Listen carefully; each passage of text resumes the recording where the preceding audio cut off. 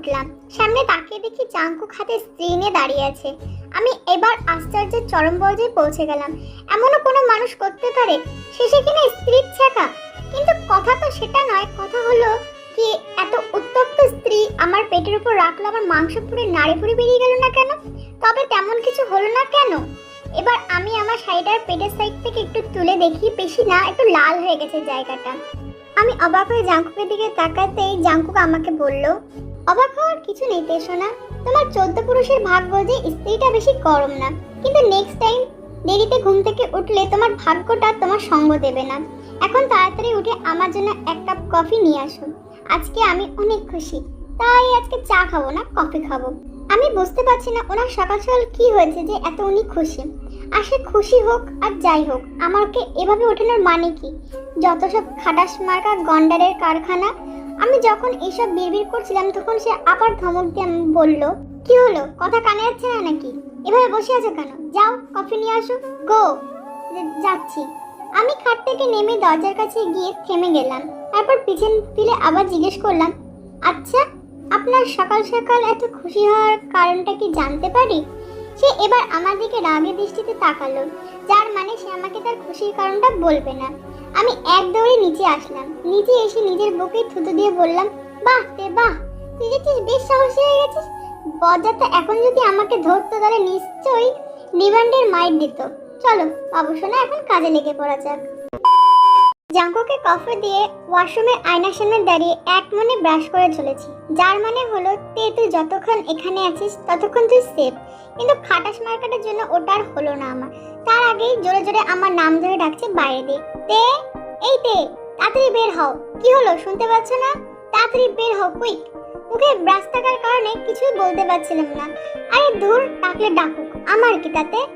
তে, আমি জানি তুমি ইচ্ছে করে দেরি করছো, এক্ষুনি বের হও বলছি, না হলে আমি দরজা ভেঙে ফেলবো বলে দিলাম। আমার কানে তার কোনো কথা যাচ্ছে না, যা খুশি করুক, আমার কি তাতে? একটু পর ধরাম করে জোরে কিছু একটা ভাঙার শব্দ হলো। আমি পিছনে ফিরে ব্রাশ মুখে নেওয়া অবস্থায় হাঁ করে সামনে তাকিয়েছি। হ্যাঁ, যা ভাবছেন তাই, খাটাস মার্কাটা দরজা ভেঙে ফেলেছে আর আমার দিকে এমন ভাবে তাকিয়েছে যেন এক্ষুনি আমাকে গিলে খাবে। সে দাঁতে দাঁত চেপে বলল, জাস্ট 5 মিনিট, এর মধ্যে ব্রাশ হয়ে বের হবে, বলেই সে চলে গেল। আচ্ছা, এর আমাকে ওয়ার্নিং দেওয়া ছাড়া আর কোনো কাজ নেই, খালি ধমকায়। তবে ভাঙার কি দরকার ছিল?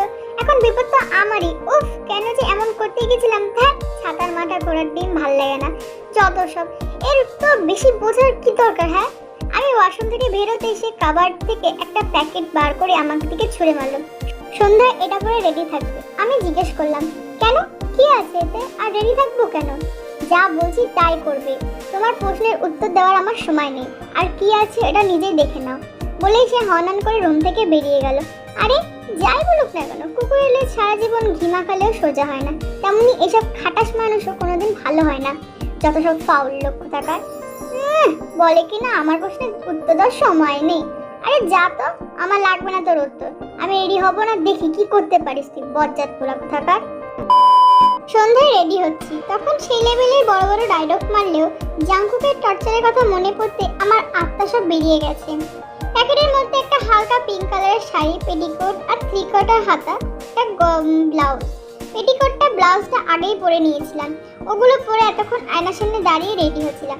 যেহেতু বাড়িতে আমি একা, তাই কোনো সমস্যাও নেই, শাড়িটা জাংকুক আসার আগেই পরে নেবো। হঠাৎই মনে হলো আমার পেছনে কেউ দাঁড়িয়ে আছে। সাথে সাথে পেছন ঘুরে 480 ভোল্টের ঝটকা খেলাম।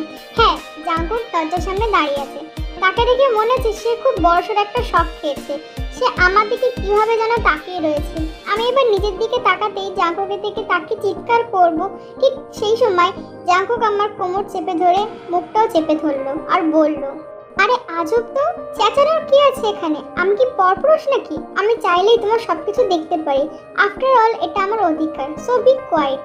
এদিকে তার হাত আমার কোমরে এমনভাবে স্পর্শ করায় আমার পুরো শরীর জমে গেছে। তাকে সরানোর শক্তিটুকুও নেই আমার মাঝে। মুখে হাত চেপে ধরায় আমি কথা বলতেও পারছি না, শুধু অসহায় দৃষ্টিতে তার দিকে তাকিয়ে আছি। এই অবস্থায় একটা ছেলের সামনে এই অবস্থায় থাকা সত্যি একটা অস্বস্তিকর ব্যাপার। সে আমাকে ছেড়ে দিয়ে দূরে গিয়ে বলল, আমি বাইরে অন্য কোনো রুমে গিয়ে রেডি হচ্ছি, বলে সে রুম থেকে চলে গেল। তার চলে যাওয়াতে আমি হাঁপ ছেড়ে বাঁচলাম। অনেকক্ষণ যাবত শাড়িটার কুচি ঠিক করার চেষ্টা করছি, কিন্তু শাড়িটা জর্জেটের কাপড়ের হওয়ায় অতিরিক্ত সিল্কি, তাই পাচ্ছি না। আমি সুতির কাপড়ের শাড়ি পরলেও জর্জেটের শাড়ি কখনো পরিনি, তাই এই অবস্থা। শাড়ির আঁচল আমার কাঁধে আর কুচির কাপড় নিয়ে গড়াগড়ি খাচ্ছি। প্রচুর বিরক্তিকর একটা পরিস্থিতি। এই লোকটাও কি আর কোনো শাড়ি পেল না? ছ্যাতা, ওইটা কি নিয়ে এসছে? দেরি হয়ে যাচ্ছে, পরে তো আমারই ঝাড়ি খেতে হবে। দাঁড়িয়ে দাঁড়িয়ে এসব ভাবছিলাম, তখনই কোথা থেকে জাঙ্কুক নিজে এসে বসে পড়ে আর কুচিগুলো ঠিক করতে লাগলো। আমি এদিকে বড় বড় চোখ নিয়ে তার দিকে তাকিয়ে আছি। এ এমন হুটহাট করে এসে পড়ে বোঝাই যায় না। সে কি এবার আমার দেখছি শাড়ির কুচি ঠিক করে দিচ্ছে। ভেবেই আমার হার্টবিটটা কেমন যেন দ্রুত লাফাতে লাগলো। হেই মাই কিউটিস, তোমরা কেমন আছো? অবভিয়াসলি ভালোই থাকবে। আর এটাও জানি যে তোমরা আমার ওপর প্রচণ্ড রেগে রয়েছো, আর আমি আগে থেকেই সরি বলে দিচ্ছি, কারণ আমি এই কয়েকদিন প্রচণ্ড বিজি। সেই জন্য আমি এই এতগুলো ভিডিও বানালাম, তার মধ্যে সবকটা ছোট পার্টের। টেনশন নিও না, আমি নেক্সট পার্টটা বড় করার চেষ্টা করব। ওকে, বাই।